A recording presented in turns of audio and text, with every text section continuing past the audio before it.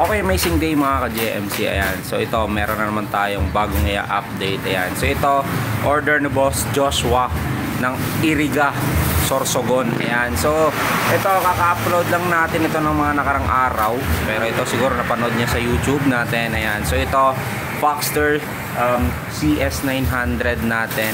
Hybrid o yung mountain bike siya na set up pero naka-gravel bike na gulong. Ayan. So umpisa na natin kung bakit nga ba nagustuhan ni Boss itong Foxster CS900 natin na mountain bike. Okay, so pero bago lahat, please like and subscribe.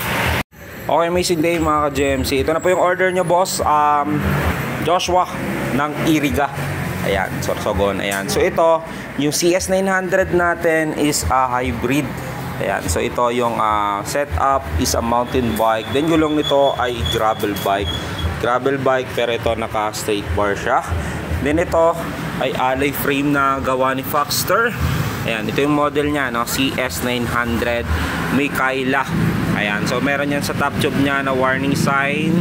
Mag-helmet ka once nang gamit niyan. The same time yung kanyang setup is napakaganda rin, no? So sa top tube niya maliit yung frame niya, sa ibabaw so mas magaan siya tignan, no? So kung gusto nyo pang long ride, so ito yung the best para doon. So dito down tube, ayan yung Foxster brand nya. So matte black color siya.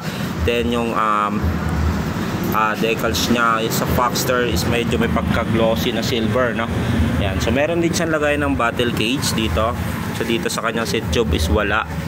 Dito sa kanyang seat post ay seat tube. Ayan, so dito sa bandang taas, ayan yung mapapansin nyo, medyo may pagka-aero siya, no? Pero yung seat post niya na nakakabit sa kanya ay 27.2. Then ito yung lock niya. So kung titignan mo siya dito, ayan, yung seat tube niya dito 27.2. Pero yung pinaka-lock niya, ayan, so may rubber yan dito, takip.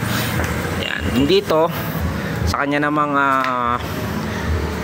seat stay, yan dito nakalagay yung be strong and go forward. So meron din yan dito na lagay ng tornilyo. Kung gusto nyo, pwede nyo lagyan ng carrier. May nabibiling carrier na gapang dito na setup pero meron din carrier na nilalagay na sa seat post.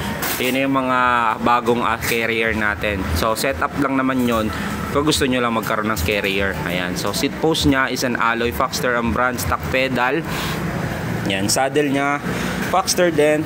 Then dito naman tayo sa crank nya, ayan, alloy. Then Charm yung brand nya, no, ng kanyang crank. So dito naman sa chainring nya ay 40 teeth, no?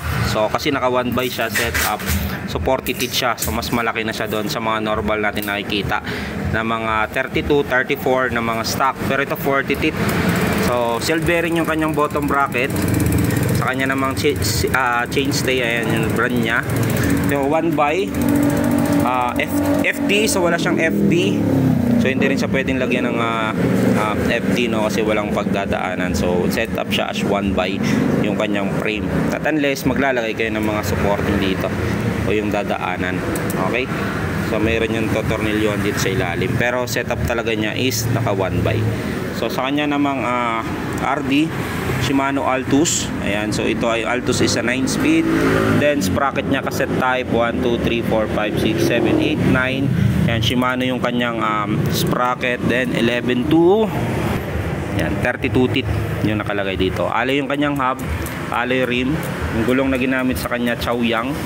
Ayan, so mga bagong labas na mga gulong Chaoyang na rin. So sa size nito 700 by 35. So yan yung sinasabi ko na naka-setup siya. And to gravel bike yung kanyang gulong. Ayan, so rotor disc, naka disc brake. Dito naman tayo sa kanyang harapan. Head tube nya, ito yung logo ng Foxster. Then headset nya 4444. Stem nya is an alloy din Foxster. Ayan, pwede mo siyang positive, pwede rin negative, no? So naka-setup siya as positive kasi nakaangat siya. Nasa sa inyo kung gusto nyo siyang aggressive, babalik ta rin nyo lang. Yan, so handlebar nya is alloy Foxster din. Kinagandaan nito, handle grip nya medyo kakaiba. So meron kang wrist, no? Kung gusto nyo mas maparelax, so meron siya. Gaganyanin nyo lang, no? Yan, so brakes nya is Shimano MT200, Shimano Altus din yung kanyang shifter. Yan, alloy yung kanyang fork, alloy hub. quick release. Yung kanyang unahang gulong, ganun din sa likod. Yan.